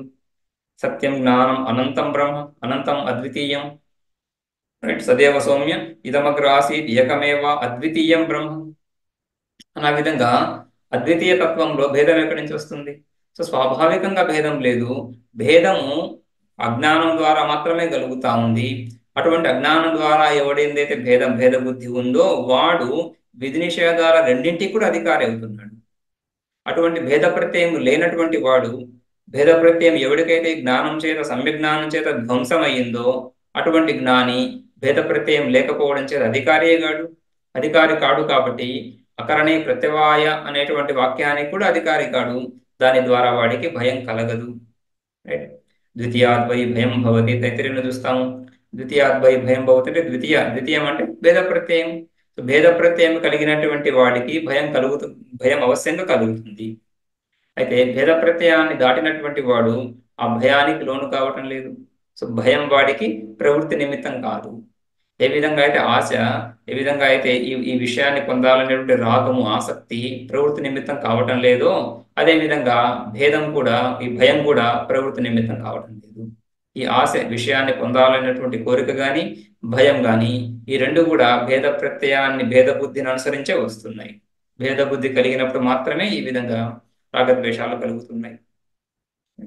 సో భయం అంటే ద్వేషమే కదా. భయం గురించి భయం ద్విష్ట విషయమే, ద్వేషించదగేటువంటి విషయమే భయం. ఆ విధంగా రాగద్వేషాలు ఈ రెండు కూడా భేద బుద్ధిని అనుసరిస్తూ వస్తున్నాయి. కాబట్టి ఆ ప్రవృత్తి నిమిత్తం కూడా లేదు ఇక్కడ. భేద ప్రత్యయవాన్ అనుపమర్దిత భేద బుద్ధి విద్యయా యహ సహ కర్మణి అధికృతః ఇది అవోచామాం. భేద ప్రత్యయవాన్ అంటే అనుపమర్దిత భేద బుద్ధి. ఉపమర్దిత భేద బుద్ధి, అనుపమర్దిత భేద బుద్ధి, రైట్? ఉపమర్దిత భేద బుద్ధి యస్మిన్, ఎవడి ఎందైతే భేద బుద్ధి ధ్వంసమయ్యిందో వాడు ఉపమర్దిత భేద బుద్ధి. ఆ విధంగా కానటువంటి వాడు, ఎవడి ఎందైతే భేద బుద్ధి ధ్వంసం అవ్వలేదు వాడు అనుపమర్దిత భేద బుద్ధి, వాడే భేద బుద్ధి కలిగినటువంటి వాడు, ఇంకా భేద బుద్ధి ఉంది. అటువంటి వాడు అనుపమర్దిత భేద బుద్ధి ఏ విధంగా? విద్యయా సమ్యక్ జ్ఞానం చేత, సమ్యజ్ఞానం ఆత్మజ్ఞానం చేత ఎవడి ఎందైతే ఆత్మ విషయక అజ్ఞానం నశించలేదో వాడు మాత్రమే కర్మల యందు అధికారి అని చెప్పుకున్నాము. కర్మలు అంటున్నప్పుడు విధి నిషేధాలు రెండు కూడా కర్మల్లోనే భాగంగా వస్తున్నాయి. అటు సహా కర్మని అధికృత ఇది అవోచామ. యోగి అధికృత కర్మణి తస్య తదకరణే ప్రత్యవాయో నివృత్తాధికారస్య. ఎవడు ఏ కర్మయందు అధికారి అయి ఉన్నాడో వాడు అధికారి అయినటువంటి ఆ కర్మని, వాడి ధర్మమైనటువంటి ఆ కర్మని చేయకపోతే ప్రత్యవాయం. కానీ ఎవడైతే అధికారి కాడో, కర్మయందు అధికారిత్వమే లేదు, కర్మయందు అధికారిత్వం ఉన్నప్పుడు ఈ కర్మ చేస్తే ఫలం ఉంటుంది, అదేవిధంగా కర్మ చేయవలసినటువంటి కర్మ చేయకపోతే పాపం కూడా ఉంటుంది. అధికారికి అధికారే కానటువంటి వాడికి కర్మ చేసినా ఫలం లేదు, కర్మ చేయకపోయినా భయం లేదు, కర్మ చేయకపోయినా దోషం లేదు, దోషం వస్తుందనే భయం లేదు అని. ఆ విధంగా అధికారికి మాత్రమే ఈ రెండు వర్తిస్తాయి.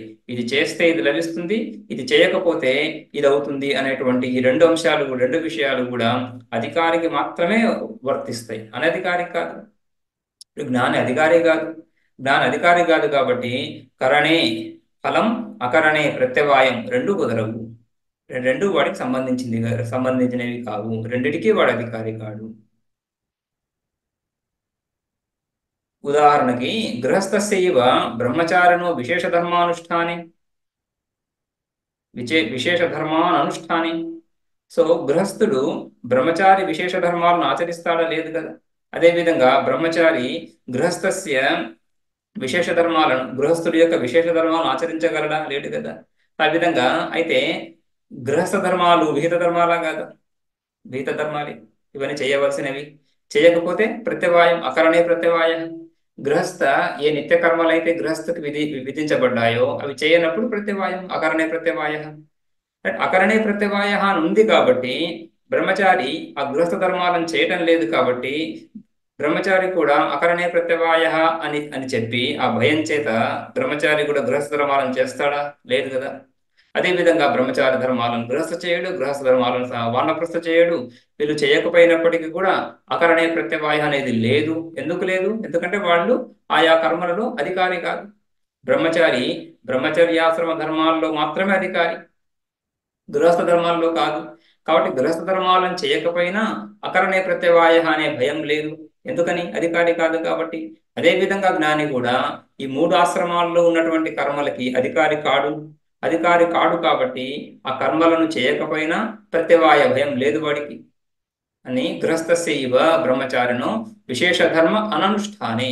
విశేష ధర్మాలను అనుష్ఠించపోయినప్పటికీ కూడా ఈ ప్రత్యవాయం ఏ విధంగా లేదో అదే విధంగా జ్ఞాని కూడా ఏ ధర్మాన్ని ఆచరించకపోయినా ప్రత్యవాయం లేదు. ఏవం తర్హి సర్వః స్వాశ్రమస్థః ఉత్పన్నైకత్వ ప్రత్యయః పరివ్రాడితి చేత్. ఓకే, సో ఈ విధంగా చెప్పుకుంటే ఏమని, అకరణే ప్రత్యవాయ అనేది అధికారికి మాత్రమే, జ్ఞాని అధికారి కాదు కాబట్టి అని చెప్పుకుంటే, మళ్ళీ మొదటికి వెళ్ళి ఈ బ్రహ్మచర్య గృహస్థ వానప్రస్థాశ్రమాల్లో ఎవడైతే జ్ఞాని అవుతున్నాడో, రైట్, ఉత్పన్నైకత్వ ప్రత్యయ వాడే పరివ్రాట్. రైట్. ఏవం తర్హి సర్వ అందరూ కూడా స్వాశ్రమస్థ అనేది ముఖ్యమైన పదం ఇక్కడ ఈ వాక్యంలో. సర్వ ఉత్పన్నైకత్వ ప్రత్యయ, అందరూ ఆ ఏకత్వ ప్రత్యయాన్ని బ్రహ్మైవాహమస్మి అనే జ్ఞానాన్ని పొంది స్వాశ్రమస్థ సన్, తమ ఆశ్రమంలో ఉంటూనే, ఆ పదం తమ ఆశ్రమంలో ఉంటూనే అంటే అర్థం ఏంటి? తమ ఆశ్రమ ధర్మాలను పాటిస్తూనే అంటే అర్థం ఏంటి? ఆశ్రమ ధర్మాలన్నీ కర్మరూపంగానే ఉంటాయి. ఏ కర్మలు? నిత్య కర్మలు, నైమిత్తిక కర్మ. ఆయా ఆశ్రమాలకు చెందినటువంటి నిత్య నైమిత్తిక కర్మలు, కోరిక ఉంటే కామ్యకర్మలు కూడా, ఇవన్నీ కూడా చేస్తూనే, రైట్, ఆయా ఆశ్రమ ధర్మాలను పాటిస్తూనే పరివ్రాట్ అయిపోతారు. పరివ్రాట్ బ్రహ్మ సంస్థ అని కదా, బ్రహ్మ సంస్థలు అయిపోతున్నారు, పరివ్రాట్ అయిపోతున్నారు, వాడే పరివ్రాట్. అలా తీసుకుందాం. రైట్. ఉద్దేశం ఏమవుతా ఉంది? జ్ఞానకర్మ సముచ్చయం. మళ్ళీ ఈ వాక్యంలో కూడా జ్ఞానకర్మ సముచ్చయాన్ని పూర్వపక్షి గుడాభిసంధిగా రహస్యంగా ఉంచుతున్నాడు. ఇక్కడ ఆ స్వాశ్రమస్థ అనే పదంలో స్వాశ్రమస్థ, స్వస్య ఆశ్రమం స్వాశ్రమం, తన ఆశ్రమంలో ఉంటూ అంటే తన ఆశ్రమ ధర్మాన్ని పాటిస్తూ, అంటే కర్మలను విడవకుండా. ఇదంతా కూడా కర్మల యందు ఒక విశేషమైనటువంటి ప్రేమ, అనురక్తి. ఈ కర్మలు మహత్తరమైనటువంటి కర్మలు, సంపూర్ణ వేదము ఏ కర్మలనైతే చెప్తా ఉందో వేదంలో ప్రధాన భాగం అంతా కర్మల గురించే. రైట్, ఇటువంటి కర్మలు విధి నిషేధాలని చెప్పేటువంటి ఆ భాగాన్ని ఎలా విడుస్తాము? రైట్, ఆ ప్రామాణిక బుద్ధి అందులో అధ్యయనం చేయడానికి అంత కష్టపడి అన్ని సంవత్సరాలు వేదాన్ని అధ్యయనం చేసి చక్కగా దాన్ని కంఠస్థం చేసి స్వరసహితంగా కంఠస్థం చేసి అనేక కర్మలను చేస్తూ వాటిని విడవాలంటే మనసు ఒప్పదు. సో వాటిలో ఉన్నటువంటి ఒక మక్కువ, ఒక ప్రీతి ఏదైతే ఉందో దాన్ని దాటడం కష్టం. అందుకని స్వాశ్రమస్థాసన్ అని విడవకుండా, రైట్, తన ఆశ్రమంలో ఉన్నటువంటి ధర్మాలను పాటిస్తూనే పరివ్రాడైపోతాడు. తన తన తన ధర్మాలను పాటిస్తూనే జ్ఞాని అయిపోతాడు అంటే కుదరదు. ఇది చేతన. అందుకని ఇక్కడ మనకు తెలుస్తుంది ఆశ్రమము అంటే, ఇక్కడ ఆశ్రమము అంటున్నప్పుడు ఆశ్రమిని తీసుకుంటున్నాం. ఇక్కడ ఆశ్రమంలో ఉన్న వ్యక్తి. ఆశ్రమంలో ఉన్న వ్యక్తి అంటే ఆశ్రమ ధర్మాలను పాటించేటువంటి వ్యక్తిని తీసుకుంటాం. అందుకని విచారము ఆశ్రమ ధర్మాల గురించి, ఆ వ్యక్తి గురించి కానీ ఆశ్రమం గురించి కానీ కాకుండా ప్రధానంగా మూడు వస్తాయి. ఆశ్రమం వస్తుంది, ఆశ్రమ ధర్మము వస్తుంది, ఆ వ్యక్తి, ముగ్గురు వచ్చినప్పటికీ కూడా విచారం ప్రధానంగా ఆశ్రమానికి సంబంధించినటువంటి ధర్మాల గురించి. ఈ ధర్మాలన్నీ కొంత కర్మ, కొంత జ్ఞానము, ఈ రెండిటికి పొంతన పోసవుతుందా లేదా అనేది విచారం అనేది ప్రధాన అంశం అవుతుంది చర్చకి. అందుకని ఈ విధంగా స్వస్థమస్థ సన్ పరివ్రాడిత చేతిన అలా కుదరదు. స్వస్వామిత్వ భేద బుద్ధి అనువృత్తే, స్వస్వామిత్వ భేద బుద్ధి ఇది కుదరదు. ఎందుకంటే స్వాశ్రమస్థ అని ఎప్పుడైతే చెప్తున్నావో ఆ పదంలోనే స్వ పదం ఉంది. ఆశ్రమం ఏమవుతుంది? స్వామిత్వం. స్వ అంటున్నప్పుడు సంపత్తి, ఆశ్రమం స్వ అవుతుంది. వాడు దానికి స్వామి, యజమాని. రైట్, ఈ వ్యక్తిని నేను, ఇది నా ధర్మము అనే భావన ఉన్నప్పుడే స్వాశ్రమస్థ అనే పదం కుదురుతుంది. ఈ ఆశ్రమం అంటే ఈ ధర్మాలు నావి, ఇదం మమ కర్తవ్యం, ఇది నా కర్తవ్య కర్మ, దీన్ని తప్పక నేను అనుష్ఠించాలి అనేటువంటి భావన ఉన్నప్పుడు మాత్రమే కదా ఆ పదం వస్తా ఉంది స్వాశ్రమస్థ అని. రైట్, అందుకని అక్కడ ఆ స్వస్వామి భావం ఏదైతే ఉందో ఆ స్వస్వామి భావమే భేద బుద్ధి. స్వామి, ఇది నేను, ఇది నాది, నేను ఇది నాది, నేను ఇది నా ధర్మము, నేను ఇది నా నిత్య కర్మ. ఆ తర్వాత ఇంకొంచెం ముందుకు వెళ్తే నేను ఇది నా నిత్య కర్మ, ఇది దాని ఫలము. రైట్, నేను కర్తని, ఇది నా నిత్య కర్మ క్రియ, ఇది ఫలము. కర్త, క్రియ, ఫలం. కర్త అంటే కారకం, క్రియాకారక ఫల విభాగం వచ్చేస్తా ఉంది. రైట్, ఆ క్రియాకారక ఫల విభాగం అనేటువంటి భేద బుద్ధి నివృత్తి కాలేదు. ఆ క్రియాకారక ఫలం అనేటువంటి భేద బుద్ధి నివృత్తి కాకపోతే జ్ఞానము కలిగిందని ఎలా చెప్తారు? జ్ఞానం కలుగుతున్నప్పుడు క్రియాకారక ఫల భేద బుద్ధి ఎలా ఉంటుంది? క్రియాకారక ఫల భేద బుద్ధి ఇది భేద జ్ఞానము, ఆత్మజ్ఞానం అద్వితీయ జ్ఞానము. అంటే క్రియాకారక ఫల విభాగాలు లేవు అనేటువంటి జ్ఞానం. సో క్రియాకారక ఫల విభాగాలు లేవు అనేటువంటి జ్ఞానము, క్రియాకారక ఫల విభాగాలు ఉన్నాయి అనేటువంటి జ్ఞానము పరస్పర విరుద్ధంగా ఒకే వ్యక్తిలో ఒకే కాలంలో ఉండవు. ఒకటి ఇంకొక దాన్ని ఉపమర్దనం చేయకుండా ఉత్పన్నమే అవ్వదు. సో భేద బుద్ధిని ధ్వంసం చేయకుండా ఉత్పన్నమే అవ్వదు. అభేద బుద్ధి ఉత్పన్నమైందంటేనే భేద బుద్ధి ధ్వంసం అవ్వాలి. ఇక్కడ భేద బుద్ధి కనిపిస్తా ఉంది. స్వాశ్రమస్థ అని చెప్పడంలోనే భేద బుద్ధి కనిపిస్తా ఉంది. భేద బుద్ధి కనిపించినప్పుడు అభేద బుద్ధి ఉదయించలేదని తెలుస్తుంది. స్వస్వామిత్వ భేద బుద్ధి అనివృత్తే. అంతేకాకుండా కర్మార్థత్వాచ్చ ఇతరాశ్రమాలన్నీ కూడా ఆ ధర్మ పరిరక్షణ గురించి. ధర్మం అంటేనే కర్మ. సో కర్మార్థత్వ కర్మను గురించి. సో వేదాధ్యయనం బ్రహ్మచారి చేస్తూ ఋషి రుణం నుంచి విముక్తులవుతున్నాడు. ఆ ఋషి రుణం నుంచి విముక్తులవ్వడానికి ఏ వేదాన్ని అయితే మనకు ఋషులు అందించారో, మన వరకు తీసుకొచ్చారో, దాన్ని మనం ముందుకు తీసుకువెళ్ళాలంటే అధ్యయనం చేయాలి. అధ్యయనం చేత మాత్రమే వేదం రక్షించబడుతుంది. కానీ శాస్త్రం ఏ శాస్త్రమైనా కూడా ఎన్నో శాస్త్రాలు పోయాయి అనేది చెప్తున్నాము. ఎలా పోయాయి? అధ్యయనం చేయకనే శాస్త్రం లుప్తం అవుతుంది. కాబట్టి శాస్త్ర రక్షణ దాన్ని పుస్తకాలు ప్రింట్ చేయడం వల్ల కాదు కదా, అధ్యయనం వల్ల మాత్రమే అవుతుంది. సో ఆ విధంగా ఆ అధ్యయనం చేస్తూ అధ్యయనం చేయడం బ్రహ్మచారి ధర్మం. అదేవిధంగా అధ్యయనం చేసినటువంటి దాన్ని అనుష్ఠానం చేయడం, అనుష్ఠించడం, దాన్ని పాటించడం, దాన్ని జీవించడం, తెలుసుకున్న విషయాలను జీవించడం ఏదైతే ఉందో అది గృహస్థ ధర్మం అవుతా ఉంది. రైట్. ఆ తర్వాత కర్మల నుంచి వైదొలగి ఉపాసనలను స్వీకరించి తపస్సులు అంటే ఇక్కడ కృచ్ఛ చాంద్రాయనాది వ్రతాలు ఏవైతే ఉన్నాయో వాటిని, రైట్, ఈ కర్మలను చేస్తున్నప్పుడు కొంత ధర్మము కొంత అధర్మము రెండు కలిసి వెళ్తూ ఉన్నాయి. వ్యామిశ్రత ఉంటుంది అక్కడ. ఆశ్రమ ధర్మం అది. దాని నుంచి తనను తాను రక్షించుకోవడానికి, తనను తాను పునీతుని చేసుకోవడానికి ఈ తపస్సులు ఏదైతే చేస్తున్నాడో వానప్రస్థాశ్రమం ఆ ధర్మం. సో అందుకని ఈ మూడు త్రయో ధర్మస్కందా, ఈ మూడు ధర్మస్కందాలు. ధర్మం అంటేనే కర్మ, ప్రవృత్తి రూపంగా ఉంటుంది ధర్మం. అందుకని ధర్మానికి నిర్వచనం మీమాంసకులు యాగాదిరేవ ధర్మ అని చెప్పుకుంటారు. యాగాది, ఆది పదం చేత అన్నీ వస్తాయి, పుణ్యకర్మలన్నీ వస్తాయి. యాగం అంటే కేవలము ఆ ఇష్ట కేవలం ఇష్టి దర్శపూర్ణమాసాది కర్మలు మాత్రమే కాదు కదా. అందుకని ఆదిపదం ఉంది. ఆదిపదం చేత ఈ పూర్త దత్త కర్మలు కూడా ఇష్ట పూర్త దత్త, ఈ ఇష్టాపూర్త దత్త కర్మల్లో పుణ్యకర్మలన్నీ వచ్చేస్తున్నాయి. ప్రతి పుణ్యకర్మ, దేవాలయ నిర్మాణాలు ఇవన్నీ కూడా అందులో చెప్పబడుతున్నాయి, పూర్త దత్త కర్మల్లో చెప్పబడుతున్నాయి. రైట్. ఈ విధంగా ఇష్టాపూర్త దత్త కర్మలను ఉద్దేశించి మొదటి మూడు ఆశ్రమాలు కర్మార్థత్వాచ ఇతర ఆశ్రమాలు. ఆ కర్మ నివృత్తికి సంబంధించింది ఈ పరివ్రాజకత. భేదం ఉంది. ఆ స్వస్వామిత్వ భేద బుద్ధి ఈ కర్మ గురించి ఉద్దేశించబడినటువంటి ఆశ్రమాలలో స్వస్వామిత్వ భేద బుద్ధి ఉంటుంది.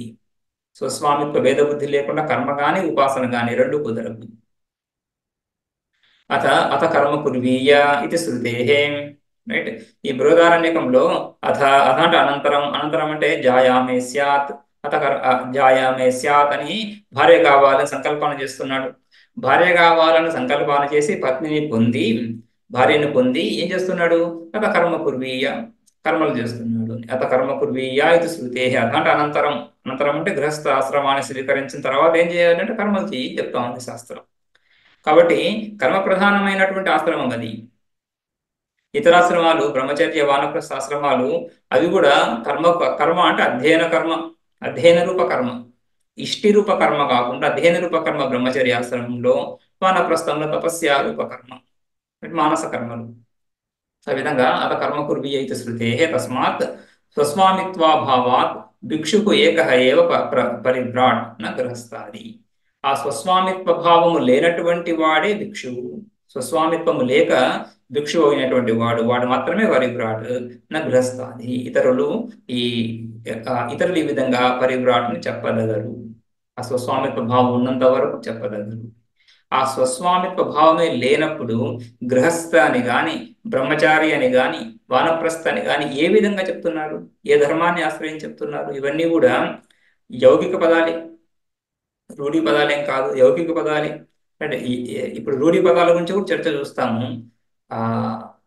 ఏ పదాన్నైనా ఒక పదార్థాన్ని సూచించడానికి ప్రయోగించాలంటే ఈ పదమే ఆ పదార్థాన్ని సూచించడానికి ఎందుకు ప్రయోగిస్తున్నాము, ఇంకొక పదాన్ని ఎందుకు ప్రయోగించడం లేదు అనే ప్రశ్నకు సమాధానం ఎలా వస్తుంది? ప్రవృత్తి నిమిత్తం అనుకుంటూ ఉండాలి. ఈ పదాన్ని ఆ వస్తువుని తెలియజేయడానికి ఉపయోగించడానికి ఒక ప్రవృత్తి హేతు ఉంటుంది. ప్రవృత్తి హేతు, ఆ హేతువు ఉన్నటువంటి పదార్థంలోనే ఆ పదాన్ని ప్రయోగిస్తాం. గచ్చతి ఇది గౌ అంటున్నప్పుడు, ఆవు అంటున్నప్పుడు ఈ గంగడోలు ఇత్యాదులు, 4 కాళ్ళు తోక, ఈ విధంగా గంగడోలు ఇత్యాదులు ఉన్నటువంటి ఇవన్నీ ధర్మాలు, ఆవు యొక్క ధర్మాలు. ఇవి ఉన్నటువంటి పశువులోనే ఆవు అనే పదాన్ని ప్రయోగిస్తాం. అదేవిధంగా గృహస్థ వానప్రస్థ సన్యాసి అంటున్నప్పుడు ఆ ధర్మాలు ఉన్నటువంటి వ్యక్తిలోనే కదా ఆ పదాలు ప్రయోగించాలి. కాబట్టి ఆ ధర్మాలు ఏంటి? అదే స్వస్వామిత్వ భావం, అవే ఆ కర్మాచరణ ఇత్యాది. అవి ఉన్నప్పుడు కదా ఆశ్రమాన్ని చెప్తున్నాము. రైట్. అందుకని అవి ఉన్నప్పుడు ఆ ఆశ్రమం అనేటువంటి పేరును చెప్తూ కూడా ఆ ధర్మాలు ఉన్నాయని చెప్తూ కూడా మళ్ళీ దాంతో పాటుగా జ్ఞానం అని చెప్పడం కుదరదు. పూర్వపక్ష ఉద్దేశం కూడా అదే. పూర్వపక్ష ఉద్దేశం కూడా జ్ఞానం కలిగిన తర్వాత కూడా కర్మలు చెయ్యాలి అని. అదే జ్ఞాన కర్మ సముచ్చయం. రైట్. అందుకని ఈ ఇతరాశ్రమాలలో ఇతర ఆశ్రమాలలో కూడా ఏకత్వ ప్రత్యయాన్ని పొంది పరివ్రాడవుతున్నాడు అంటే కుదరదు, అలా కుదరదు. ఆ స్వస్వామిత్వ భావాన్ని విడవనంత వరకు జ్ఞానం ఉదయించదు అని అర్థం. అదేవిధంగా ఏకత్వ ప్రత్యయ విధి జనితేన ప్రత్యయేన విధి నిమిత్త భేద ప్రత్యయస ఉపమర్దితత్వాత్ యమనియమాద్యనుపపత్తి పరివ్రాజకస్య ఇది చేత్. ఇది కూడా ఒక సామాన్యమైనటువంటి, అంటే సర్వసాధారణంగా ఆ కలిగేటువంటి ఒక ఆరోపణ, కలిగేటువంటి ఒక సంశయం. ఎందుకంటే ఈ ఈ విషయాన్ని అనేక ప్రకరణ గ్రంథాలలో, అనేక ఉపనిషత్తుల్లో కూడా మళ్ళీ కూడా చూస్తూ ఉంటాం దీన్ని. ఏమని? ఏకత్వ ప్రత్యయ విధి జనితేన ప్రత్యయేన. ఏకత్వ ప్రత్యయం, ఏకత్వ జ్ఞానం, ఏకాత్మతా బుద్ధి చేత, సర్వాత్మభావం అనేటువంటి బుద్ధి చేత ఉత్పన్నమైనటువంటి ప్రత్యయం ఏదైతే ఉందో దాని ద్వారా విధి నిమిత్త భేద ప్రత్యయ ఉపమర్దితత్వాత్, విధికి కారణమైనటువంటి భేద ప్రత్యయం, భేద జ్ఞానం అంతా కూడా ధ్వంసమైంది. క్రియాకారక ఫల విభాగం, క్రియాకారక ఫల విభాగాన్ని వాడు యథార్థంగా చూడటం లేదు ఇప్పుడు. అంతకుముందు ఏ విధంగా అయితే క్రియ ఎందు ప్రామాణిక బుద్ధి ఉందో, కారకాలు క్రియలు, కారకాలు అంటే కర్తాహం కర్తాహం భోక్తాహం, ఇదే కారక బుద్ధి. నేను కర్తను భోక్తను, లేదా కరణాన్ని కర్తృభావం నుంచి కరణభావానికి రా అని కర్మయోగంలో చెప్పుకుంటాం. రైట్? ఈశ్వరుడి యొక్క చేతిలో నేను ఒక కరణాన్ని, సాధనను, అక్కడ కూడా కర్ణకారకమే కదా కారక బుద్ధి. కానీ కర్తృకారక బుద్ధి కంటే కూడా కర్ణకారక బుద్ధి నివృత్తి మార్గానికి అనుకూలంగా నివృత్తి మార్గం వైపు తీసుకువెళ్తుంది. కాబట్టి కర్ణ బుద్ధిని గ్రహించమని ఉపదేశం అక్కడ. ఆ విధంగా ఈ క్రియాకారక ఫల విభాగ భేద బుద్ధి ఏదైతే ఉందో ఆ భేద బుద్ధి అంతా కూడా ఏకత్వ ప్రత్యయ విధి జనితేన ప్రత్యయేన. ఏకత్వ ప్రత్యయ విధి, ఏకత్వ ప్రత్యయం, ఏకాత్మ జ్ఞానం. విధి అంటే ఇక్కడ విధి వాక్యం లా కాకుండా ఉపదేశ వాక్యంగా తీసుకోవాలి. వాక్యం ద్వారా ఏకత్వ ప్రత్యయ విధి అంటే ఏకత్వ ప్రత్యయ బోధక వాక్యం. ఏకత్వ ప్రత్యయ బోధక వాక్యం తత్వమసి ఇత్యాది వాక్యాల విచారం చేత ఉత్పన్నమైనటువంటి ఏకాత్మతా బుద్ధి. బ్రహ్మైవాహమస్మి అనే బుద్ధి చేత విధి నిమిత్తం, విధికి కారణమైనటువంటి ఈ క్రియాకారక ఫల విభాగాలు అనేటువంటి భేదమంతా కూడా సంపూర్ణంగా ధ్వంసం అయిపోయింది. ఎవరిలో? పరివ్రాజకుడిలో. అప్పుడు యమనియమాదులు ఎలా చేస్తాడు? యమనియమాదుల్లో కూడా భేద బుద్ధి ఉండాలి కదా.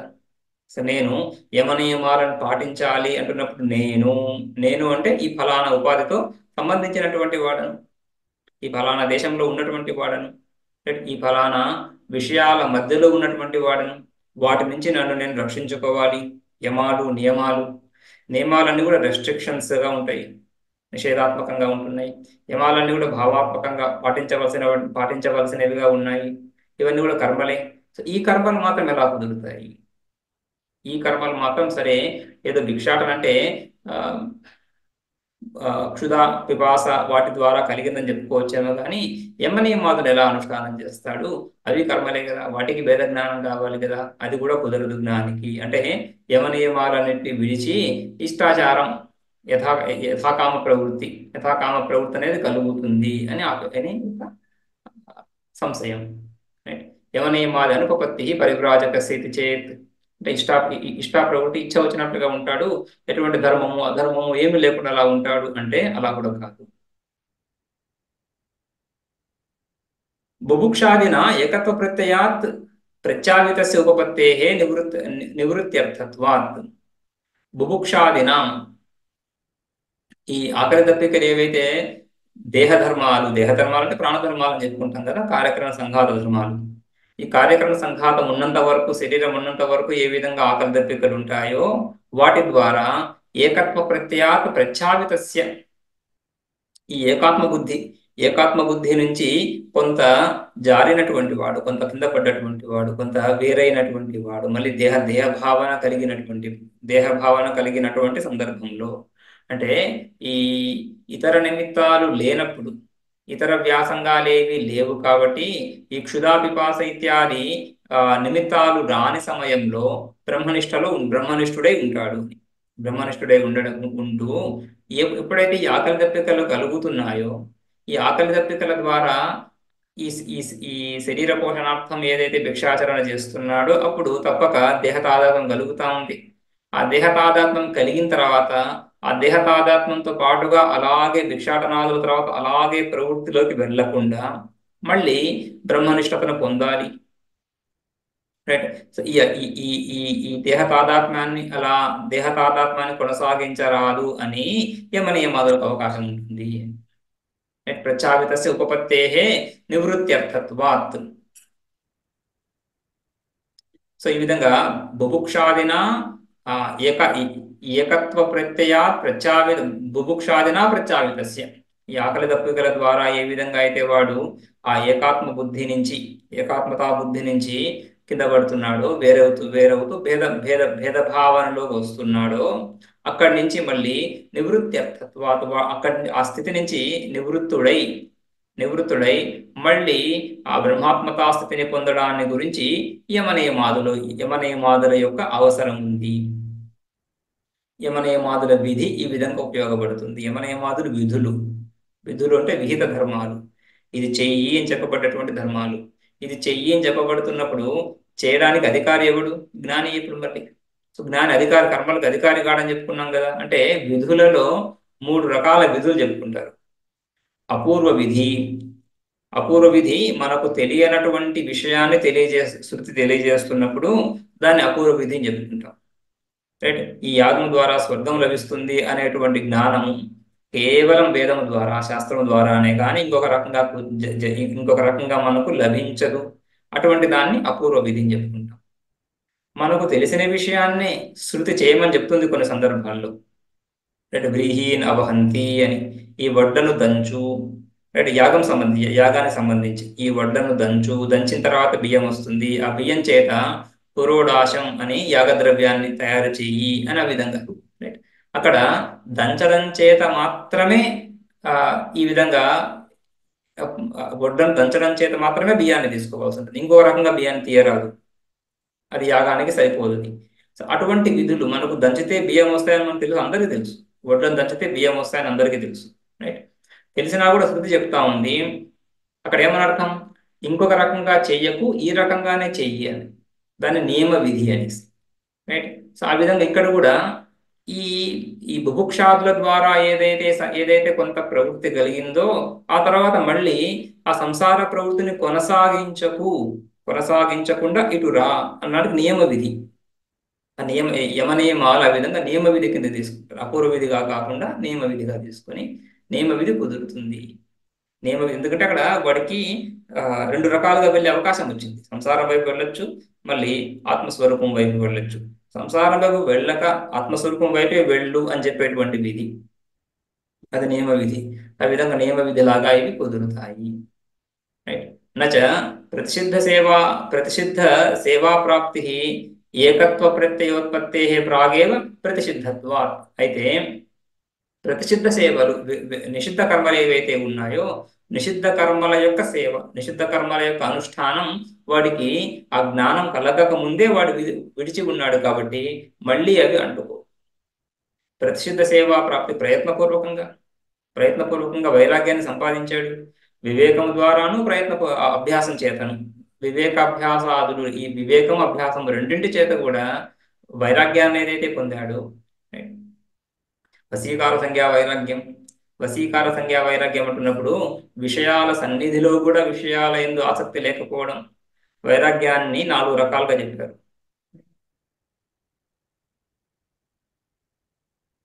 4 రకాల్లో యతమాన సంజ్ఞా వైరాగ్యం మొదటిది. యతమాన సంజ్ఞా వైరాగ్యం అంటే వైరాగ్యాన్ని పొందాలనేటువంటి ప్రయత్నం, యత్నం. ఆ తర్వాత వ్యతిరేక సంజ్ఞా వైరాగ్యం, కొంతవరకు కొన్ని విషయాల్లో వైరాగ్యాన్ని పొంది ఇంకొన్ని విషయాల్లో వైరాగ్యాన్ని పొందాల్సినటువంటి విషయాలు ఇంకా ఉన్నాయని తెలుసుకోవడం. వ్యతిరేక సంజ్ఞా వైరాగ్యం, వ్యతిరేకంగా ఇన్ని విషయాల్లో వైరాగ్యం కలిగింది, ఇంకా వైరాగ్యాన్ని పొందాలి. ఆ తర్వాత ఏకేంద్రియ సంజ్ఞా వైరాగ్యం, బాహ్యేంద్రియాలేవి కూడా ఆ విషయాల వైపు ప్రవృత్తం అవ్వనప్పటికీ కూడా మనస్సులో కించిత్ చింతన, ఆ విషయ చింతన ఉండడం. అంటే ఒక ఇంద్రియ మనస్సులో మాత్రమే, అంటే దమం సంపూర్ణంగా సిద్ధించినప్పటికీ శమం ఇంకా సిద్ధించలేదు. అది 3వ స్థాయి. ఆ తర్వాత వశీకార సంజ్ఞా వైరాగ్యం, విషయాల సన్నిధిలో కూడా విషయాల యందు ఆసక్తి లేకపోవడం, విషయాలు ఆ ఇంద్రియాలను ఆకర్షించలేకపోవడం. విషయాలు ఉంటూ కూడా ఇంద్రియాలను ఆకర్షించలేకపోవడం అంటే ఆ ఇంద్రియ విషయాలకు సంబంధించినటువంటి సంస్కారాలను వాడు జయించాడు. ఆ సంస్కారాలు వాడిని ఆ సంస్కారాలు ఉద్భుతం అవ్వటం లేదు వాడికి. ఆ విషయాల సన్నిధిలో కూడా ఉద్భుతం అవ్వటం లేదు. అని వశీకార సంజ్ఞా వైరాగ్యం. ఆ విధంగా వశీకార సంజ్ఞా వైరాగ్యాన్ని పొందినటువంటి వాడు మళ్ళీ ఆ విషయాల వైపు వెళ్ళడు, నిషిద్ధ విషయాల వైపు వెళ్ళడు. ఆ విధంగా ప్రసిద్ధ సేవా ప్రాప్తి ఏకత్వ ప్రత్యోత్పత్తి ప్రాగేవ ప్రతిషిద్ధత్వాత్ అవన్నీ వాడు తొలగించుకున్నాడు. నహి రాత్రౌ కూపే కంటకే వా పతితః ఉదితే అపి సవితరి పతతి తస్మిన్నేవ. ఎవడైతే రాత్రిపూట కళ్ళు కనిపించక చీకటిలో ముళ్ళకంపలో పడితే పడొచ్చు కానీ నిద్రలేచిన ఈ తెల్లవారిన తర్వాత చక్కటి వెలుగులో పోయిపోయి మళ్ళీ కంపలో ఎలా పడతాడు? అదేవిధంగా జ్ఞానం కలిగినటువంటి వాడు అజ్ఞాన కాలంలో నిషిద్ధ కర్మలను ఆచరించిండొచ్చు కానీ జ్ఞానం కలిగిన సమయంలో అవి నిషిద్ధ కర్మలను తెలిసి వాటి వల్ల లాభం లేదని తెలుసుకున్నటువంటి వాడు మళ్ళీ వాటిని పడడు. ఏ విధంగా పడడో అదే విధంగా ఇక్కడ కూడా. అందుకని నిషిద్ధ కర్మాచరణ లేదు, ఇక ఇతర కర్మల్లో కూడా వెళ్ళడు.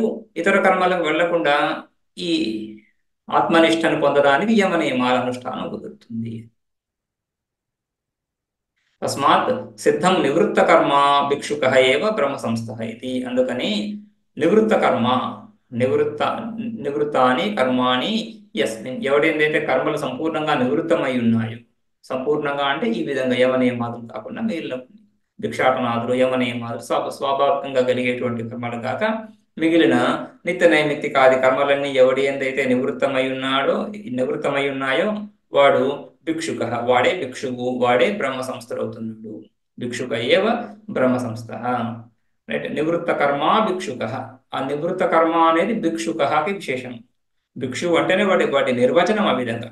భిక్షు అంటేనే కేవలం భిక్షను ఆశించేటువంటి వాడు అని అర్థం కాకుండా భిక్షు అంటే ఇక్కడ నివృత్త కర్మలు నివృత్తమైనటువంటి వాడు. స్వాభావికంగా సహజంగా కర్మలు నివృత్తమై ఉన్నాయి, కర్మ ప్రవృత్తి హేతువు లేనందున. కర్మ ప్రవృత్తి హేతు సంపూర్ణంగా ఎవడి ఎంతైతే నశించిందో వాడు ఒక ఆశ్రమానికి సంబంధించిన వాడుగా తనను తాను ఆ విధంగా ఒక ఆశ్రమిగా భావించడు. కాబట్టి వాడిని గృహస్థ అని, బ్రహ్మచారి అని, వానప్రస్థ అని చెప్పలేరు. ఈ విధంగా గృహస్థ, వానప్రస్థ, బ్రహ్మచారిని ఎవరినైతే చెప్పలేవో వాడే భిక్షుక.